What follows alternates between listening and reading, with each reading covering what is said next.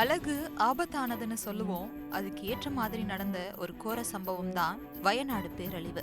இயற்கை கண்ணுக்கு குளிர்ச்சியாக பார்ப்போர் அனைவருக்கும் அழகா காட்சியளிக்கும்.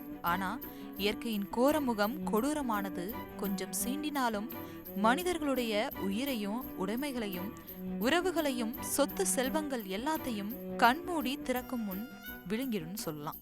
இயற்கை பேரிடர்கள் ஏற்படும் இடங்கள்ல அட்வென்ச்சர் சுற்றுலா என்று எதையும் அறியாமல் சிக்கிக் கொண்டுள்ள சுற்றுலா பயணிகளை பற்றியும், நிலச்சரிவில் சிக்கிய ரிசார்ட்டுகளும் எண்ணிக்கை அதிகம் இருக்கும்னு சொல்றாங்க இங்க இருக்கும் உள்ளூர் மக்கள். மலைகளில் ஆபத்தான முறையில் கட்டப்பட்ட ரிசார்ட்டுகள், வயநாடு நிலச்சரிவில் உயிரிழந்தவர்களின் சுற்றுலா பயணிகள் எத்தனை பேர் கணக்கெடுக்கும் பணி தீவிரப்படுத்தப்பட்டிருக்கு. சுற்றுலா பயணிகளை கவரும் இடமாக இருந்த சூரல் மலையும் அதன் பின்னணியும் பற்றி பார்க்க தந்தி டிவி களத்தில் பயணிக்க தொடங்கினோம்.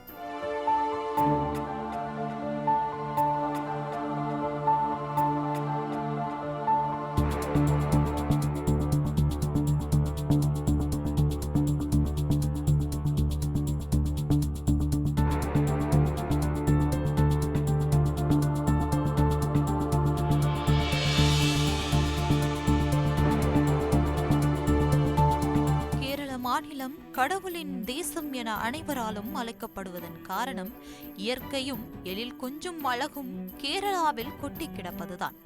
அப்படி ஜூன் முதல் ஆகஸ்ட் வரை கேரளாவிற்கு அதிக அளவில் மக்கள் வரக்கூடிய இடம் வயநாடு முதலிடம் பிடித்துள்ளது. இந்த வயநாட்டில் மேகங்கள் அதிகளவு சூழ்ந்து கொள்ளும் அளவிற்கு இருக்கக்கூடிய மலைப்பகுதிகள் அதிகமாக உள்ளது.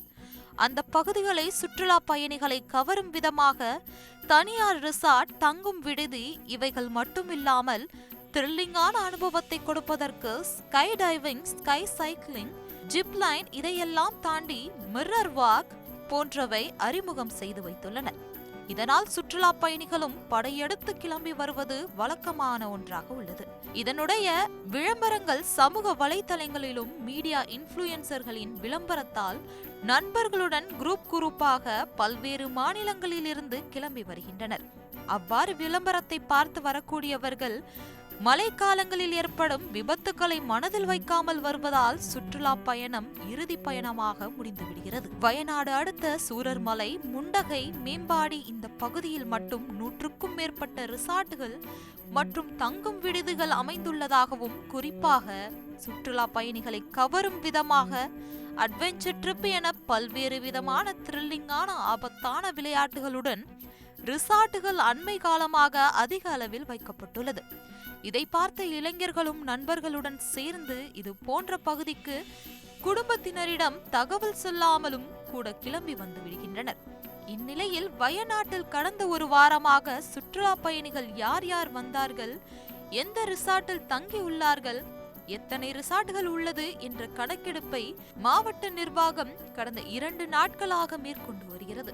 கேரள மாநிலம் வயநாடு பகுதியில் நிலச்சரிவு ஏற்பட்டதில் சுற்றுலா பயணிகள் யாராவது இறந்திருப்பாங்களா என்ற சந்தேகம் இங்கே இருக்கக்கூடிய மாவட்ட நிர்வாகத்துக்கு எழுந்திருக்கு. குறிப்பாக இப்போ நம்ம இருக்கக்கூடிய பார்த்தீங்கன்னா சூரல்மலை செல்லக்கூடிய பகுதியான இந்த பகுதியெல்லாம் நின்றுட்டுருக்கோம். குறிப்பாக இந்த பகுதியை சுற்றி நிறைய அட்வென்ச்சர் ட்ரிப் மற்றும் ஸ்டே மற்றும் ரெசார்ட் போன்ற பகுதிகள் அதிகமாக இருக்குது. அந்த பகுதிகளில் ஜூலை மற்றும் ஆகஸ்ட் போன்ற நேர காலங்களில் இங்கே சுற்றுலா வருவதற்கான நிறைய விளம்பரங்களும் சமூக வலைதளங்களை சுற்றி திரிகிறது. இந்த சூழலில் வயநாடு ஜூலை மாதம் மற்றும் ஆகஸ்ட் மாதத்தில் அதிகளவு சுற்றுலா வரக்கூடிய இடமாகவும் பார்க்கப்படுகிறது.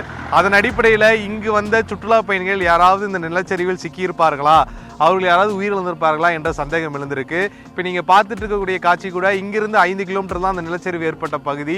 இங்கே பார்த்தீங்கன்னா இந்த ஆகாசத்தில் சைக்கிள் ஓடிட்டு செல்வது, கயிறில் தொங்கி கொண்டு மாதிரி செல்கிற மாதிரி, இந்த மாதிரி சுற்றுலா பயணிகளை கவரும் விதத்தில் இந்த மாதிரி ஆகாச பயணம் இதெல்லாம் வச்சுருக்காங்க.